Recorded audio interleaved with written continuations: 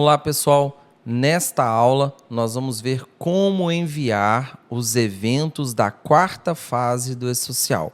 E para começar, nós vamos falar sobre o evento S2210, que é o registro da comunicação de acidente de trabalho. Qual o caminho? Módulo de folha de pagamento, aba de E-Social, SST, CAT/S2210.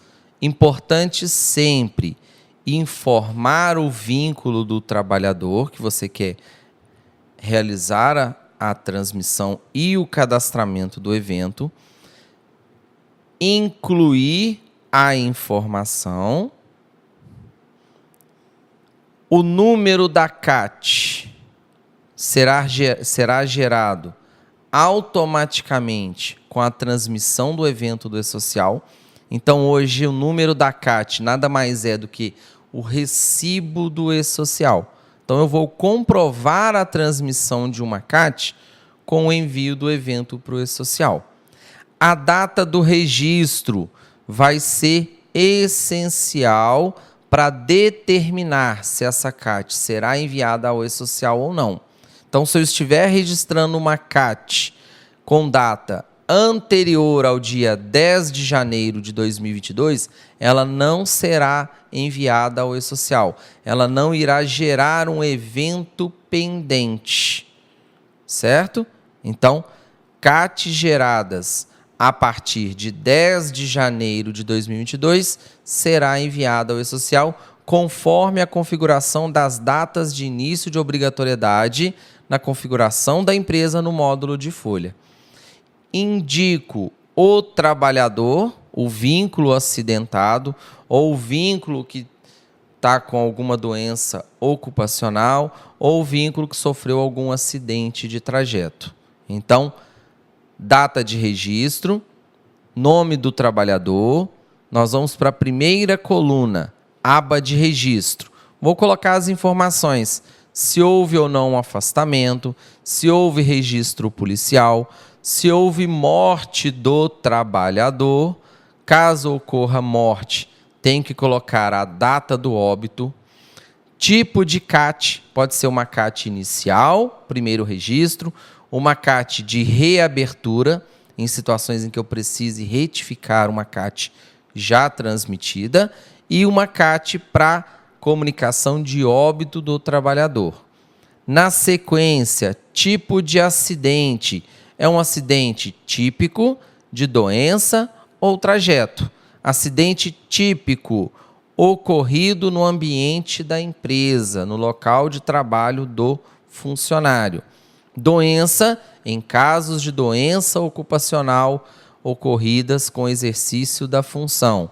E acidente de trajeto, aqueles que ocorrem quando o trabalhador está em deslocamento do trabalho para casa ou vice-versa, e a empresa fornece o transporte ou fornece o vale-transporte para deslocamento. Então, é aí que a gente vai registrar o acidente de trajeto. Tipo de emitente. Nós vamos indicar se é o próprio empregador, sindicato, médico, segurado ou autoridade pública. De quem foi a iniciativa da transmissão? É do empregador ou mediante ordem judicial? Tem a questão. Ou também de acordo com determinação de órgão fiscalizador. Mais uma observação. Data do acidente. Horário de ocorrência. Importante atentar-se ao prazo. Se o acidente aconteceu no dia 5 de setembro, ele tem que ser transmitido no máximo em 24 horas antes. No meu caso, registro 6 de setembro. Se for em caso de óbito, imediatamente. Então, ficar sempre atento aos prazos. Horas trabalhadas antes do acidente e último dia trabalhado. Então, eu vou registrar também essas informações. Importante que a CAT tenha as observações do acidente e o endereço em que aconteceu o acidente. Pode ser uma via pública, o próprio estabelecimento do empregador, ou no Brasil ou fora do Brasil, em embarcação, área rural, via pública ou outros. Então, nós temos as opções. Especificação do local do acidente e endereço. Importante que para registro de uma CAT, antes de iniciar o cadastro dela e transmissão, apurar toda a ocorrência, montar uma história de tudo que aconteceu na CAT para facilitar na hora das anotações. Então, simplesmente eu vou marcar os campos e descrever a ocorrência do acidente. Segunda aba, detalhes do acidente. Vou informar a situação geradora, parte do corpo atingida, lateralidade da parte atingida e agente causador. Lembrando que o Calima já tem as tabelas prontas, então eu só vou indicar as situações. E por último, para a geração da CAT, as informações do atestado médico. O acidente do trabalho vai causar um afastamento? Quantos dias ele vai ficar afastado? Qual o motivo do diagnóstico? Qual a natureza da lesão desse trabalhador? Então, eu preciso do atestado, cadastro o atestado no Calima e incluo ele juntamente com a CAT. Lembrando que atestado médico em razão de acidente de trabalho precisa do cadastro do CID, certo? Então tem que ter o registro do código do CID no atestado médico. Outro detalhe importante, se além da CAT com o atestado o funcionário vai se ausentar do trabalho, será necessário também transmitir para fins da folha de pagamento o evento S2230, que é o afastamento temporário. Então, ficar atento a esse detalhe. CAT cadastrada, informações preenchidas. Quando eu salvar esta informação, o Calima vai gerar um evento pendente que ficará disponível no monitor de eventos. Mas nós vamos transmiti-lo daqui a pouco. Primeiro, nós vamos montar todos os eventos da quarta fase e, no final, nós vamos transmitir todos de uma vez. Então, finalizamos a CAT. Agora, nós vamos avançar para o evento S2220. Seleciono o trabalhador que faz parte desse evento. E vocês vão ver pela ordem que eu tenho aqui de cadastros, toda a ocorrência que aconteceu desse trabalhador, desde a sua contratação, quando ele fez o exame admissional, até o final do ciclo dele na empresa, que é o demissional.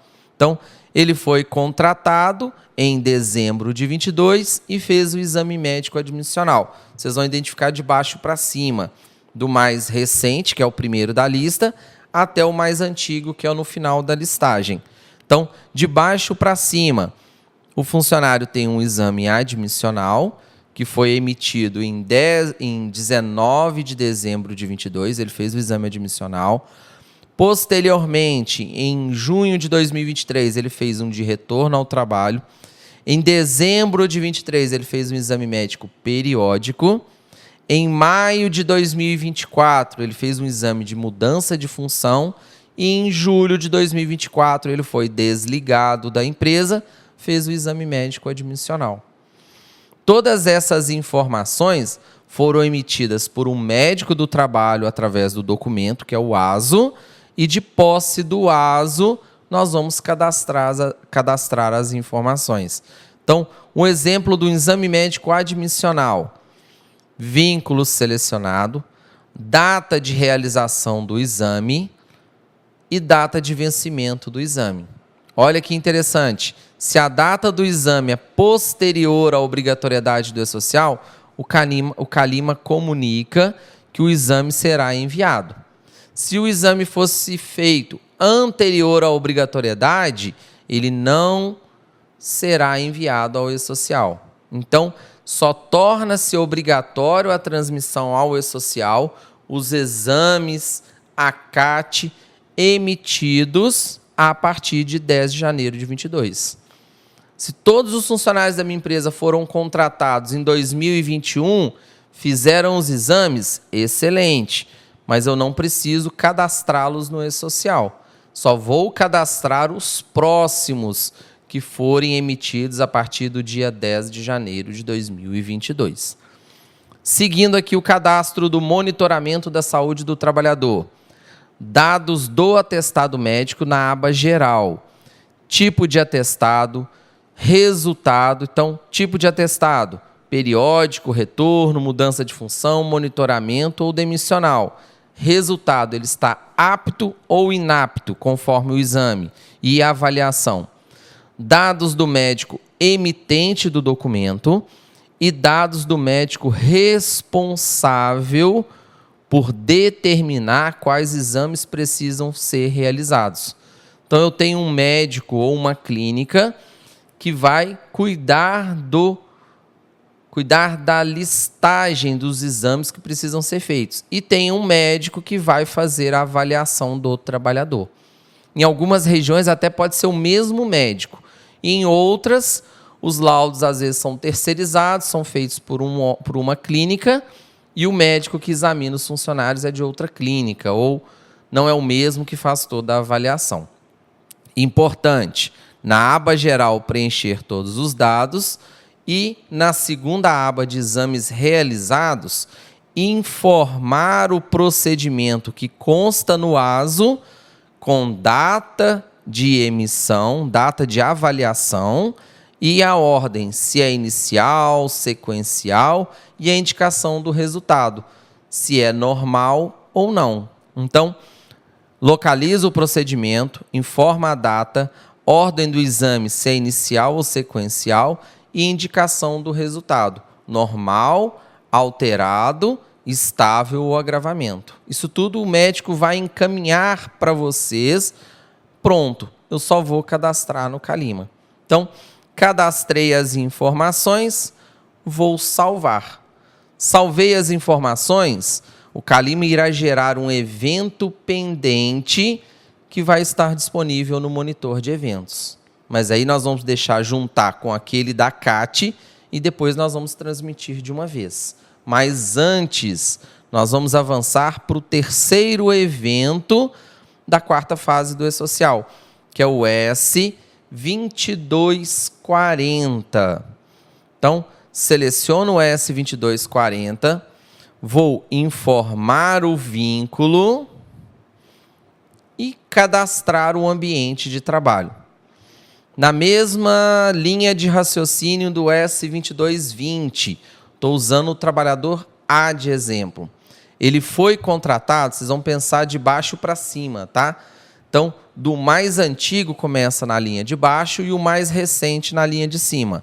Então, de baixo para cima, esse funcionário foi contratado em 20 de dezembro de 2022 para trabalhar no setor administrativo.